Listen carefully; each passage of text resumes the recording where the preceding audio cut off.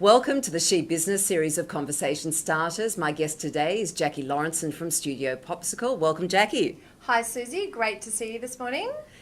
For all our business owners and entrepreneurs out there listening today, we are going to be deciphering the difference between a logo and a brand. I've got a great example of this, Jacqui. My son is 16. He is in a rock band, and they recently went on to one of those websites where they purchased for $5 or $10 a logo, and they were happy with it. And I look at the difference between that and my experience of building a brand, the She Business brand. I really want to decipher for people out there what the difference is between a brand and a logo. Okay, well, first of all, I think if someone is wanting to get a logo, there are all those options out there of, as you said, what your son did for his rock band, and it depends what you're looking for and where you see the value. But really, a great brand is something that is, made up of a lot of different ingredients, and a great brand is actually like a concept in your head. It's an idea, and good brands get the ingredients and the mix just right. So here's the thing, as a business owner, I could feel my brand, I could express my brand, and I took far too long, I feel, to be able to find that and deliver it in the market as marketing material. So when you talk about those qualities and be able to dig in to find out what they are, how could I have shortened that process? How do I get to that point?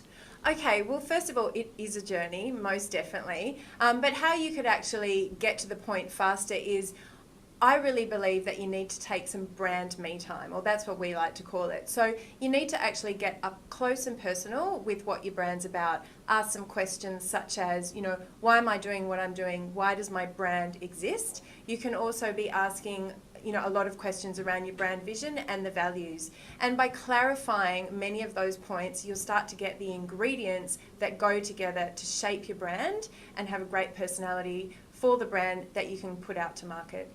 So for people listening today, I attended one of Jacqui's workshops, which was called Brandoasis.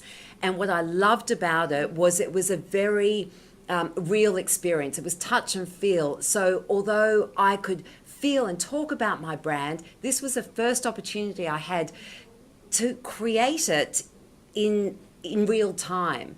How did you come up with this idea of Brandoasis? And for people listening today and looking to really express their brand, what could, attending one of your workshops give them?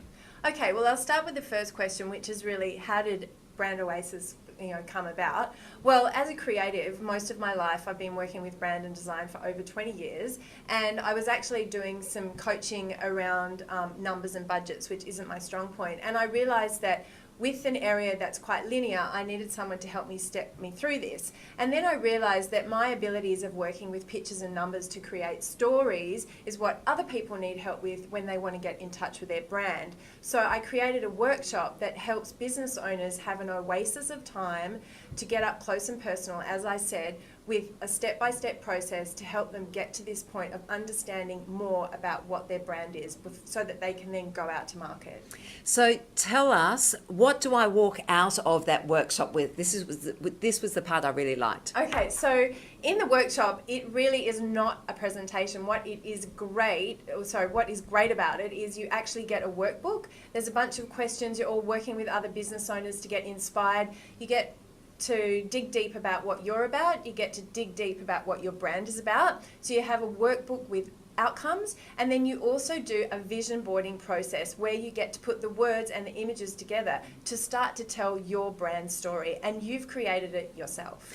So here's an insight from somebody who attended your workshop. For me, one of the great things was that I got to play with my brand.